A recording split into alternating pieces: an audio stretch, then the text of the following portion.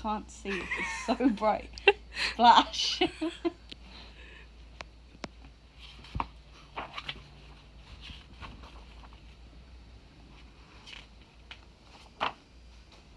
Old Bear and the other toys were having a lovely day at the seaside. Little Bear had never seen the sea before.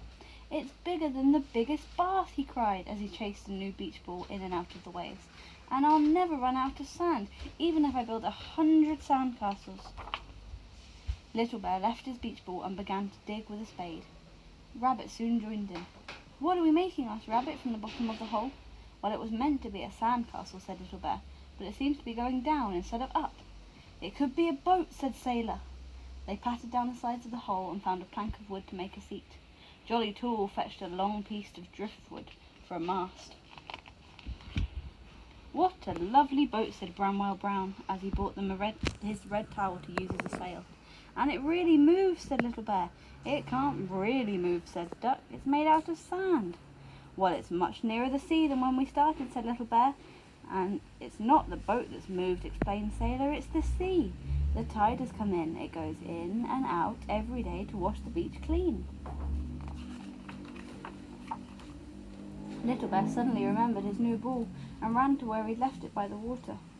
"Oh no," he cried, "the sea has taken my ball." Before anyone could stop him, he jumped into his bucket and was heading out to sea. "Come back," shouted Old Bear. "You can't go to sea in a bucket." "It's all right," called Little Bear. "I'll be back in a minute." The bucket bobbed up and down in the waves, and Little Bear bounced about inside it. He began to think that this wasn't such a good idea after all. He couldn't see the lost ball anywhere. Perhaps a shark has eaten it, he thought, and then he began to worry whether a shark might eat him too.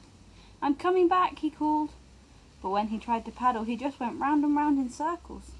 Old Bear was right, thought Little Bear. You can't go to sea in a bucket. Suddenly there was a big gust of wind. The bucket wobbled wildly from side to side and then tipped right over. With a splash, Little Bear tumbled into the sea, and the bucket slowly sank beneath the waves.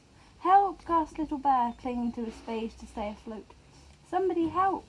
"Hold on, Little Bear," called Sailor from the beach. "We'll throw you a rope."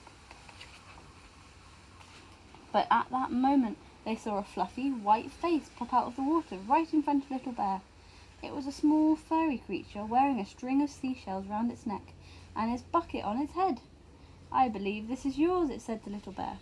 "My bucket," spluttered little Ted. "Thank you, but who are you? Are you a shark?" "Not a shark," laughed the creature. "I'm a seal. My name is Splash. Now quickly, climb on my back. We don't want you to sink like your bucket." Little Bear scrambled onto Splash's back and waved triumphantly to the others. They cheered when they saw that he was safe. "What were you doing so far from the beach?" asked Splash. "It was the wind's fault," explained Little Bear. "It blew me out of my bucket." "But you can't go to sea in a bucket," said Splash. "I know that now," said Little Bear, and he explained how his new beach ball had been taken away by the tide. "I'll probably never find it," he said sadly. "I think I know where your ball is," said Splash. "I'll show you." Little Bear clinging to her seashell necklace, Splash swam swiftly through the waves. "This is like a speedboat," cried Little Bear. "We're going faster than the wind." They soon arrived at a rocky ledge, and before Little Bear knew what was happening, they had slipped through a curtain of seaweed and into a secret cave. Little Bear stared in amazement. All around them were rows and rows of seaside things: sandals and spades, towels and toys, buckets, balls and boats. "It's a treasure cave," gasped Little Bear. "And there's my ball. How did it get in here?"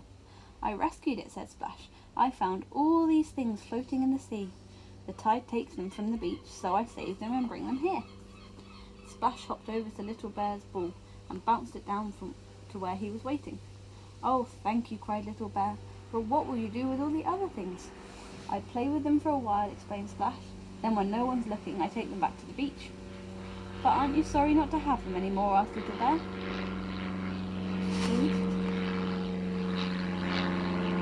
Balancing a pair of sunglasses on his nose and a straw hat on his head.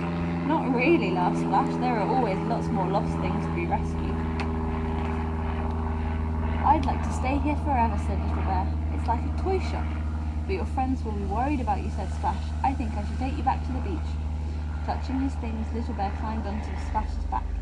Then together they slipped through the seaweed curtain and set off for the shore. Old Bear and the other toys were waiting anxiously on the beach. Little Bear couldn't wait to introduce them to his new friend.